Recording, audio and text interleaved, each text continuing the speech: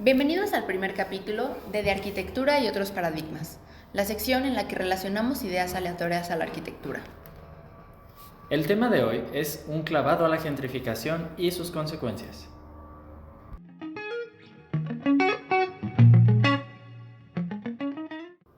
Como lo mencionamos, el tema de hoy es la gentrificación. ¿Pero qué es la gentrificación? Se puede definir como un proceso social y urbano en el que la renta de un inmueble disminuye, esto debido a su contexto, generando que su precio de compra sea más barato y facilite el intervenirlo de forma más económica, esto aumentando su valor y comercializándolo en un precio mayor. Ahora, ¿quiénes participan o quiénes son los causantes de este proceso? Hablar de un solo responsable o de un solo partícipe en esta historia es completamente erróneo. Por un lado tenemos al gentrificador, que es aquel que tiene el capital para invertir en el inmueble que en algún momento se devaluó, y por otro lado tenemos al gentrificado, aquel que vive en el inmueble devaluado y que se ve afectado por las nuevas dinámicas de vida. Pero ¿cómo afectan estos problemas a la sociedad? Las personas que son desplazadas debido a la gentrificación no tienen el nivel de recursos necesarios para poder seguir viviendo en el lugar que fue gentrificado, debido a que los valores de renta, de vivienda, de comercio aumentan y debido a que sus sueldos y sus trabajos no mejoran, se les obliga a tener que mudarse a una zona con un nivel económico más bajo para poder así seguir teniendo una calidad de vida decente.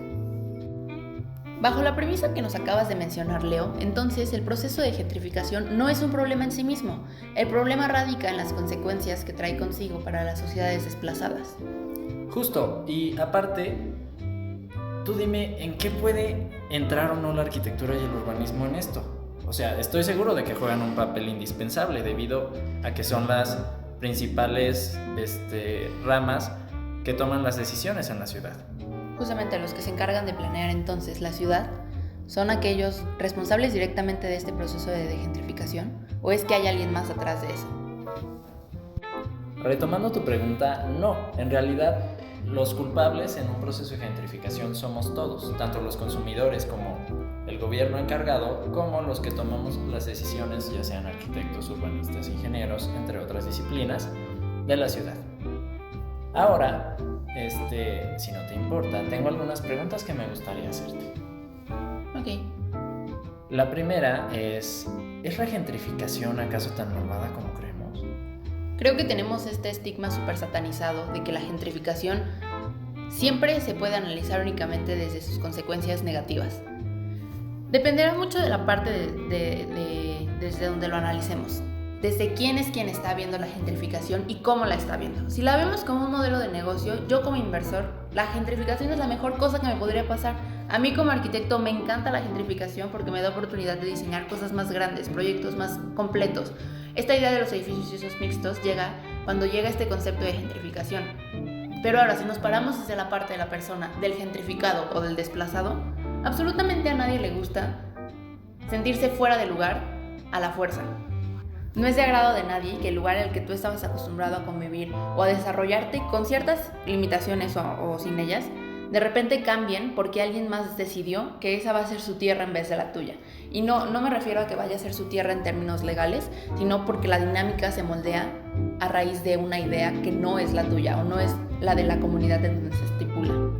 Entonces, a raíz de esto, no nos afecta a todos de la misma manera. ¿Quiénes serían las personas o los usuarios con más posibilidad o más vulnerables a verse afectados por este proceso? Afectados negativamente, las personas más vulnerables siempre van a ser quienes estén en la base de la pirámide social. Desde distintos puntos de vista, ya sea la base económica, las personas que tienen una menor cantidad de ingresos, la clase baja se ve más afectada. Es la única que se ve afectada en este proceso, porque el proceso de gentrificación es impulsada por las clases medias y altas. Por otro lado, en la parte social o de género, la mujer se ve muchísimo más afectada por este proceso que el hombre. ¿Por qué? Porque es muchísimo más difícil para una mujer tener un sueldo que te solvente una vida que se encarece a la larga. Sumámosle a esto los grupos vulnerables, grupos discapacitados o con limitaciones que no les permite laborar o ejercer o simplemente tener la misma cantidad de ingresos que una persona promedio. En definitiva, ellos son los más vulnerables. Entonces, me estás diciendo que hay usuarios que se benefician de esto.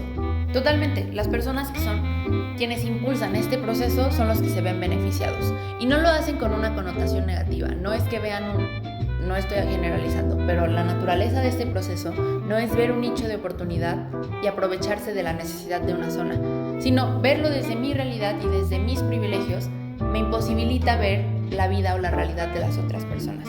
Si yo tengo el capital necesario para invertir en un espacio y que ese capital el día de mañana se duplique o se triplique, yo no encuentro un motivo para no hacerlo, para no satisfacer mi necesidad económica momentánea.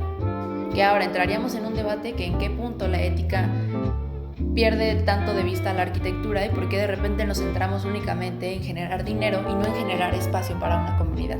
O sea, ¿por qué dejamos de diseñar para nuestra sociedad y empezamos a diseñar para nuestro bolsillo?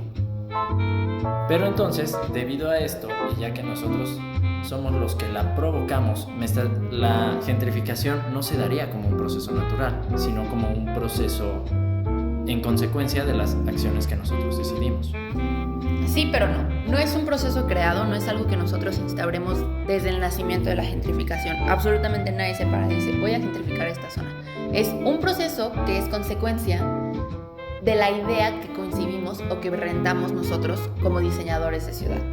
Nosotros concebimos que lo correcto es aumentar la densidad poblacional, reducir la cantidad de espacios muertos en nuestra ciudad.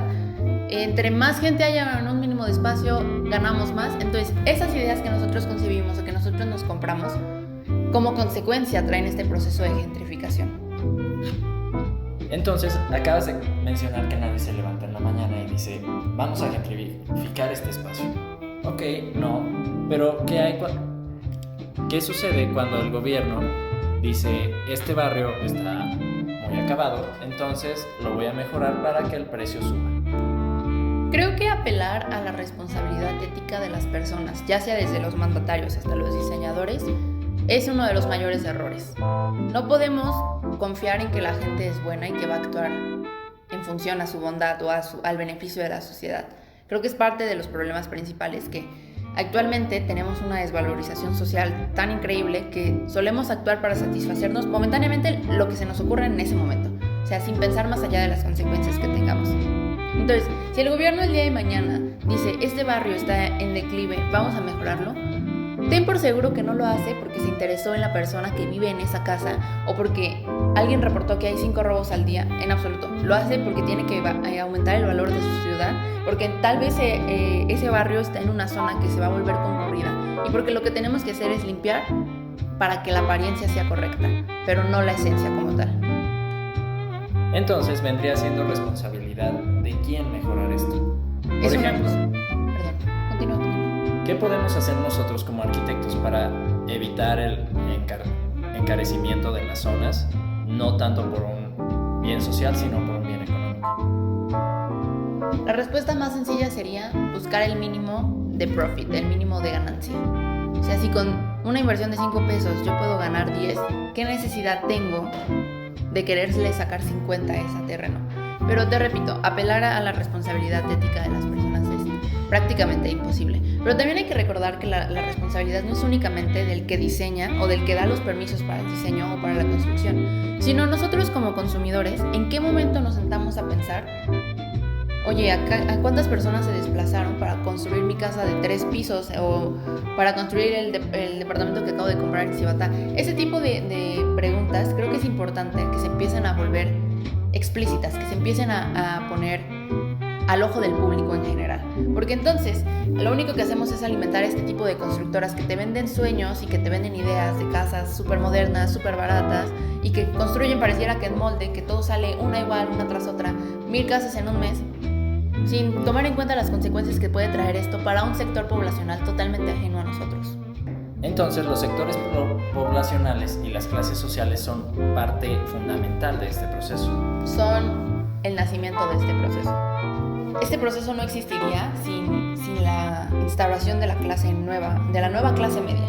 O sea, sin esta clase que tiene los recursos suficientes para desplazar económicamente a una clase más abajo, pero que además se ve afectada por la clase de más arriba, creo que es súper importante voltear a ver y darnos cuenta que es culpa de toda la clase media, tanto consumidores como inversionistas, como partícipes en general, el proceso de gentrificación y las consecuencias negativas que este puede traer. Y en ese caso nosotros como arquitectos o urbanistas o personas que hasta cierto punto tenemos poder y decisión sobre cómo se genera esta ciudad, ¿hay forma de nosotros evitar como las consecuencias negativas y generar solo consecuencias, bueno, no solamente consecuencias positivas, porque eso es imposible, pero generar en su mayoría consecuencias positivas para los gentrificados y los gentrificadores? El proceso más sencillo es romper esta barrera de que las clases sociales tienen que estar separadas. No podemos seguir diseñando con esta idea que los pobres van de un lado, los ricos del otro y la clase media en otro. Nuestras propuestas de diseño tienen que ser lo suficientemente inclusivas para empezar, que no se genere una distinción tangible de qué es pobre y qué es rico. ¿Por qué? Porque el pobre no tiene acceso a una vivienda digna o a un parque bonito y el rico sí. ¿Por qué se le tiene que depender de un ingreso económico para poder vivir bien? Entonces, nuestros procesos de diseño y nuestras ideas de diseño tendrían que fungir en función de satisfacer la necesidad existente en el momento existente, sin sacrificar ninguna de las necesidades, ni de los que van a llegar, ni de los que se quedan. Básicamente, generar una convergencia entre ambos espacios. Entonces, en conclusión, podríamos decir que son los valores del consumo más que los valores que dictan las decisiones acerca del uso del suelo, los que dictaminan el valor del suelo en la ciudad.